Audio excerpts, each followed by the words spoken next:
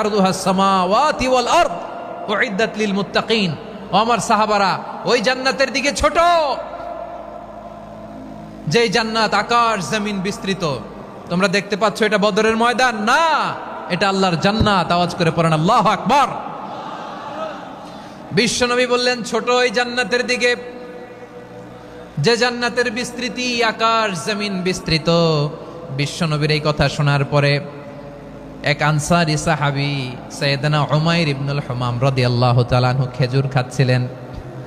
তিনি বিশ্বনবীর দিকে তাকিয়ে কথা শুনছেন আর খেজুর খাচ্ছেন। যখন বিশ্বনবী বললেন জান্নাতের দিকে ছোট যে জান্নাত আকাশ জমিন বিস্তৃত, বিশ্বনবীর কথা শোনা মাত্র সাইয়েদনা উমাইর ইবনুল হুমাম বললেন বাহ বাহ। কি বললেন? বাহ বাহ, মানে চমৎকার, মাশাআল্লাহ, চমৎকার।